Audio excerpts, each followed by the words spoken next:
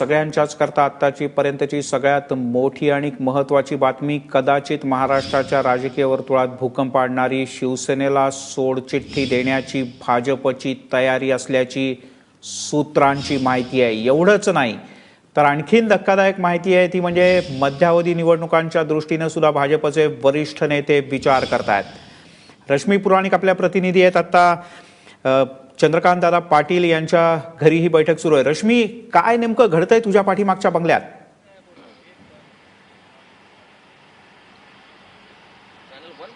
मिलिंद, चंद्रकांत दादा यांच्या घरी ही कोर कमिटीची बैठक पार पडली। बैठक संपलेली आहे। या बैठकीमध्ये मुख्यमंत्री असतील किंवा स्वतः अर्थमंत्री सुधीर मुनगंटीवार असतील, पंकजा मुंडे, विनोद तावडे हे सर्व मंत्री उपस्थित होते। आज ज्या पद्धतीने आपण बघतो, विनियोजन बिल हे मंजूर करून घेण्यात आलं होतं आणि त्यानंतर शिवसेनेकडनं पुन्हा एकदा नाराजी व्यक्त करण्यात आली की आम्हाला अर्थसंकल्पाची जी चर्चा होती त्यामध्ये सहभागी होऊ दिलं नाही, आम्हाला आमचे मुद्दे मांडायचे होते। आणि ह्यानंतर कुठेतरी या बैठकीमध्ये भाजपाने हे सांगण्याचा खूप प्रयत्न केला की हे जे विधेयक आहे ते लवकर मंजूर करून घेणं गरजेचं आहे, नाहीतर एप्रिलपासून पगार असेल किंवा जे थकबाकी असेल ती देणं सरकारला थोडं त्रासदायक असू शकेल, त्यामुळे ते बिल मंजूर करून घेणं किती गरजेचं होतं। आणि आपण ओव्हरऑल बघतोय की अर्थसंकल्पीय अधिवेशन सुरू झाल्यापासून शिवसेनेने जी वारंवार भूमिका घेतली त्यामुळे सरकार अडचणीत येत आहे। ह्या सर्व पार्श्वभूमीवर ही बैठक पार पडली।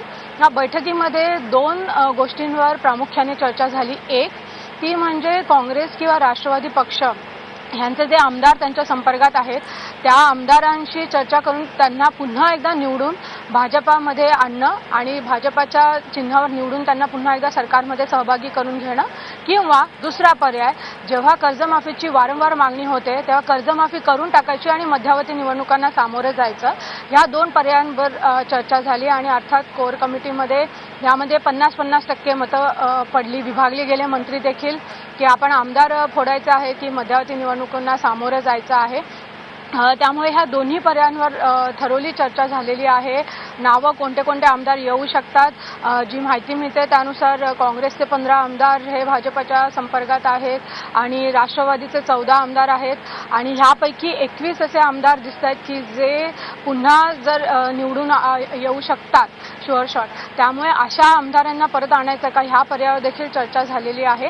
आणि ह्या दोन्ही पर्यायांबाबत अर्थात जी चर्चा झाली कोर कमिटीची त्याची संपूर्ण माहिती ही दिल्लीमध्ये पक्षश्रेष्ठींना देण्यात येणार आहे। त्यामुळे सध्या ही जी बैठक आहे ती खूप झालेली आहे आणि ज्या पद्धतीने कामकाज 2-3 याच्यातनं मुद्दे समोर येत आहेत। त्याच्यातला पहिला मुद्दा सुरुवातीला ते म्हणजे शिवसेनेचं जे धरसोड वृत्ती आहे सभागृहात, म्हणजे मंत्रिमंडळाच्या बैठकीत गेल्यानंतर मंत्री एक बोलतात, एक त्यांची वागणूक असते आणि जेव्हा पक्षप्रमुखांना भेटायला जातात, आमदारांच्या समोर जातात तेव्हा एक प्रकारची वागणूक किंवा वर्तणूक असते किंवा भूमिका असते। हा शिवसेनेच्या आमदारांचा अधिक दबाव आहे, मंत्र्यांचा नाही। मंत्री मात्र गोडी गुलाबीनं राहू इच्छित आहेत। उद्धव ठाकरे कदाचित आणखीन वेगळा विचार करतायत। काय चाललंय सेनेत?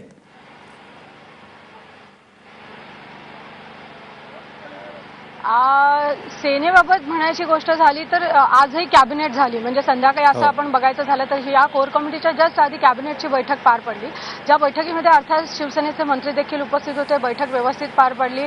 अशी कोणतीही बातमी किंवा माहिती समोर आली नाही की या बैठकीमध्ये देखील कोणते वादविवाद झालेले आहेत। त्यामुळे हे चित्र नक्की आहे, शिवसेनेमध्ये कुठेतरी हा अंतर्गत जो आमदार विरुद्ध मंत्री वाद आहे तो नक्कीच आहे की आमदारांना असं वाटतं सत्ता आली तरी त्या सत्तेचा आम्हाला फायदा नाही आहे। आम्ही जेव्हा बाहेर फिरतो, मतदारसंघात जातो तेव्हा आम्हाला खूप लोकांना समोर जावं लागतं, कारण आपल्याला आज जी भाषणं झाली आहेत कर्जमुक्तीवर त्यामध्ये आमदारांनी सांगितलं की आम्ही 3 दिवस सुट्टी होती, आम्ही गावाकडे गेलो तर आम्हाला तोंड दाखवायला देखील जागा नव्हती, कारण शेतकरी आम्हाला विचारत होते तुम्ही कर्जमुक्ती आणली का। आणि त्याच वेळेला तुमचे मंत्री हे कॅबिनेटमध्ये बसतात, तोच अर्थसंकल्प मंजूर करून घेतात, तेव्हा त्यांनी कुठे आवाज उपस्थित केला होता का? इतकंच नाही तर जेव्हा अर्थसंकल्पीय भाषण असतं तेव्हा आमदार वेलमध्ये येऊन आपला निषेध देखील नोंदवू शकत नाही। त्यामुळे नक्कीच शिवसेनेतला जो अंतर्गत वाद आहे मंत्री विरुद्ध आमदार तो तर जास्त आहे, तो शिवसेनेचा अंतर्गत वाद आहे, पण त्याची जी झळ आहे ती विशेषतः सरकारच्या कामकाजावर चालते। फ्लोअर मॅनेजमेंट एक गोष्ट असते, अर्थसंकल्प मंजूर करून एक गोष्ट असते आणि संपूर्ण सरकारचा गाडा राबवणं आणि कारभार चालवणं ही एक वेगळी गोष्ट असते।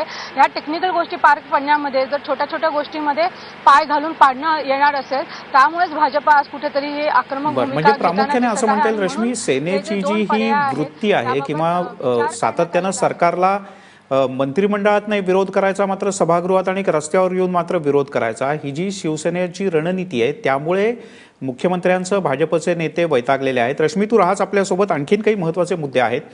मात्र अभय देशपांडे आहेत आपल्यासोबत, राजकीय विश्लेषक. अभय, काय सांगाल, काय वाटतंय तुम्हाला ज्या पद्धतीच्या ह्या सगळ्या हालचाली चाललेल्या आहेत, ज्या पद्धतीच्या बैठकांमध्ये सूर येतोय की आता इतका विरोध, इतकं सगळं ताणतणाव आहे की आता याच्यातून सुटलेलं बरं, जे कोणी आपल्याबरोबर येतात त्यांना घेऊन मध्यावधी निवडणुकांना सामोरं जाऊयात, अशा प्रकारची रणनीती खरंच असू शकते भाजपची? काय वाटतंय? निश्चितपणे मिलिंद, सरकारमध्ये एक प्रचंड अस्वस्थता आहे. असं मधल्या काळामध्ये हे सरकार सत्तेवर आल्यापासून शिवसेना आणि भाजपामधले जे आहेत ते लपून राहिलेले आहेत, ते सातत्याने पुढे येत गेलेले आहेत. परंतु विशेषतः मुंबई महापालिकेच्या निवडणुकीच्या काळात ज्या पद्धतीने एकमेकाविरुद्ध हे पक्ष लढले त्यामुळे फार मोठी दरी निर्माण झाली होती. त्याच काळामध्ये शेतकऱ्यांच्या कर्जमाफीचा मुद्दा म्हणजे निवडणूक सुरू असतानाच शिवसेनेने उपस्थित केला होता. त्याच्यासाठी शिवसेनेचे आमदारही भेटले होते मुख्यमंत्र्यांना, मंत्रीही भेटले होते आणि त्यानंतरच्या काळात मुंबई महापालिका शिवसेनेला देऊन टाकली. अक्षरशः भाजपाने ती निवडणूक न लढवण्याचा निर्णय घेतला, सत्तेत भागीदार न होण्याचा निर्णय घेतला. त्यावेळेस हा वाद शमेल अशी एक अपेक्षा होती, पण तसं घडलं नाही. त्याच्यानंतर दुसरा संधी होती, तो वाद मिटेल असं वाटत होतं. ती होते की दिल्लीला मुख्यमंत्री शिष्टमंडळ घेऊन गेले होते शिवसेना मंत्र्यांसह. त्या शिष्टमंडळाचं आश्वासन दिलं होतं अर्थमंत्र्यांनी आणि केंद्रीय कृषी मंत्र्यांनी. ते परत आल्यानंतर अर्थसंकल्पाच्या वेळी शिवसेना शांत होती, त्यामुळे हा वाद मिटलाय असं वाटत असतानाच पुन्हा एकदा हा वाद सुरू झालेला आहे. शिवसेना सत्तेत असूनही सातत्याने विरोधकांबरोबर आहे, मग तो प्रश्न कर्जमाफीचा असो किंवा विरोधकांच्या निलंबनाचा असो. त्यामुळे दोन्ही ठिकाणी शिवसेनेने ज्या भूमिका घेतलेल्या आहेत त्या भूमिकामुळे भाजपामध्ये एक नाराजी आहे. केवळ भाजपामध्येच नाही तर शिवसेनेमध्येही नाराजी आहे. शिवसेनेच्या आमदारांनी आज स्पष्टपणे सांगितलं आपल्या बैठकीमध्ये की तुमची नेमकी भूमिका काय आहे पक्षाची हे एकदा आम्हाला कळू द्या, कारण मतदारसंघात जाऊन आम्हाला उत्तरं द्यावी लागतात आणि तिथे सांगावं लागतं की ते तुम्ही कर्जमाफीच्या बाजूने आहोत की आम्ही सरकारच्या बाजूने आहोत. त्यामुळे एकदा सोक्षमोक्ष लावा. आज तीच मागणी भाजपाच्या कोर कमिटीमध्ये झालेली आहे. मिलिंद, उद्या भाजप विरोधी पक्षांनी संघर्ष यात्रा काढण्याचा निर्णय घेतला आहे, चांदा ते बांदा. शिवसेना नोटाबंदीच्या निर्णयानंतर विरोधी पक्षाच्या मोर्चात संसदेवरच्या सहभागी झाली होती. उद्या या मोर्चामध्येही शिवसेना सहभागी होणार नाही असं काही आज ठामपणे सांगता येत नाही. अशी परिस्थिती असताना यातून कुठेतरी एक सोक्षमोक्ष लावावा, एक कायमचा तोडगा काढावा. जर हे शांत होणार नसेल, सरकार एकसंघपणे काम करू शकणार नसेल, तर अन्य पर्यायाचा विचार करा असा सूर आज या बैठकीत व्यक्त केलाय. त्यामुळे निश्चितच 185 आमदार बरोबर असतानाही या सरकारमध्ये एक अस्थिरता अशी निर्माण झालेली आहे आणि ती आज सातत्याने जाणवते. मिलिंद, निश्चित अभय, म्हणजे असं म्हणता येईल की ही अस्वस्थता आहे आणि ही जी नाराजी आहे ती भाजपमध्ये गेल्या काही दिवसात वाढत चालली आहे आणि गेल्या 2 दिवसातल्या प्रामुख्यानं अर्थसंकल्पासंदर्भात शिवसेनेनं जी भूमिका घेतली त्यामुळे ही अस्वस्थता तर अक्षरशः शिगेला पोहोचली. अभयजी, तुर्तास धन्यवाद या सगळ्या विश्लेषणाबद्दल आणि चर्चेबद्दल. या सगळ्यात शिवसेनेची कशा पद्धतीची भूमिका राहिली ते जर का आपण पाहिलं, एक त्याच्या उदाहरणादाखल एक प्रतिक्रिया बघूयात. शिवसेनेचे आमदार आहेत आवटी आणि त्यांनी सभागृहाच्या नंतर एबीपी माझाशी बोलताना कशा पद्धतीची भूमिका मांडली आणि यातूनच स्पष्ट होतंय की शिवसेनेचे आमदार कुठल्या मनस्थितीत आहेत आणि या बैठकीत जसं रश्मीने सांगितलं भाजपचे नेते कुठल्या मनस्थितीत आहेत. पाहूया.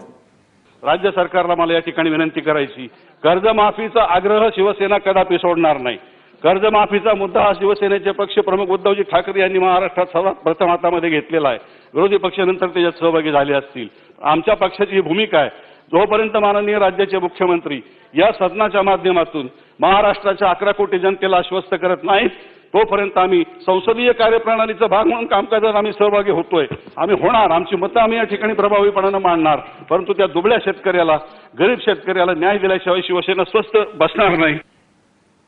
त्यामुळे शिवसेनेच्या अन्यही आमदारांची जी नाराजी आणि जे दुःख आहे ते यांच्या बोलण्यातून स्पष्टपणे जाणवलं. रश्मी, तुर्तास धन्यवाद या सगळ्या विश्लेषणाबद्दल आणि माहितीबद्दल. मात्र या बंगल्यात आणि त्यानंतर परिसरात या सगळ्या काय होतंय, राजकीय घडामोडी इथून पुढचे काही तास अतिशय महत्त्वाचे आहेत, त्याच्यावर लक्ष ठेवून आम्ही वेळोवेळी ताजी माहिती घेत राहू.